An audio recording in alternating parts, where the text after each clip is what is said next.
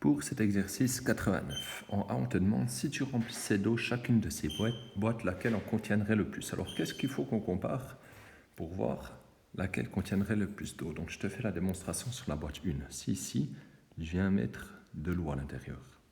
Donc là, l'eau, en fait, moi, je vais peut-être commencer par en bas, elle va occuper toute la surface ici en bas.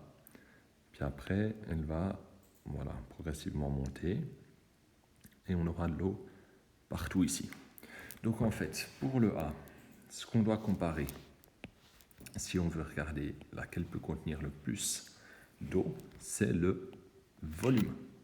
Et celle qui a le plus grand volume, c'est celle qui pourra contenir le plus grand volume d'eau.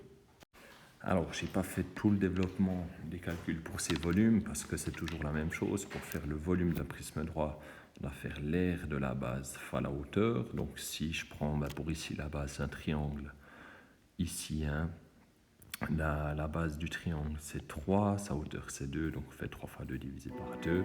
Puis ensuite on multiplie par la hauteur du prisme, et puis on a le volume, etc. On trouve ces trois volumes. Et du coup, ce qu'on constate, c'est que c'est la A qui a le plus grand volume. Donc on peut répondre, c'est la boîte A qui pourrait contenir le plus d'eau possible. Ensuite, si on regarde maintenant pour la deuxième question, si tu peignais leur face extérieure, laquelle nécessiterait le plus de peinture? Donc je fais la démo sur la boîte B cette fois.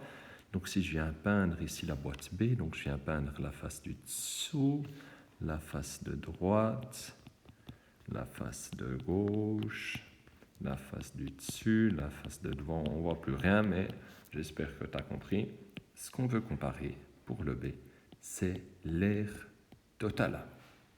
Donc là, on doit calculer l'aire totale de la boîte A, de la boîte B, de la boîte C, et celle qui aura la plus grande aire totale, c'est celle qui nécessitera le plus de peinture. Là aussi, je ne vais pas faire tout le développement des calculs de l'aire totale, parce que c'est à chaque fois la même chose. Ce qu'on fait, c'est qu'on calcule l'aire de la face devant, qui est un rectangle, à droite, qui est un rectangle, à gauche, qui est un rectangle, puis deux fois l'aire de la base, parce que la base, on l'a en haut et en bas. Et donc, ce qu'on constate, c'est que c'est la deuxième boîte qui a la plus grande aire totale. Donc, inscrivez une réponse, c'est la deuxième boîte qui nécessiterait le plus de peinture. Et on continue avec la question C. La question C, on nous dit, si tu construisais leur armature avec du fil de fer, pour laquelle devrais-tu prévoir le plus de fils? Ça veut dire quoi ça?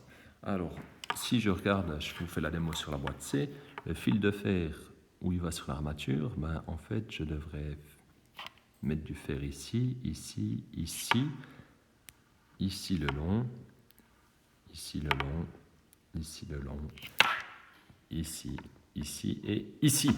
Donc en fait, ce qu'on va regarder, c'est la somme des arêtes. Donc on va regarder quelle est l'arête ou la longueur des arêtes qui est la plus grande. Donc la longueur des arêtes. Pour faire la longueur des arêtes, c'est assez simple. On additionne toutes ces longueurs. Donc ici, on fait 2,6 plus ceci 1, plus ceci qu'on retrouve là 2,4, plus ceci 22, plus ceci 22, plus ceci 22, plus ceci, plus ceci, plus ceci. Et nous trouvons les résultats suivants. Donc là aussi, on constate que cette fois, c'est la boîte C qui a la plus grande longueur des arêtes. Donc c'est elle qui nécessiterait le plus de fil de fer. Donc inscrivez à chaque fois une petite réponse.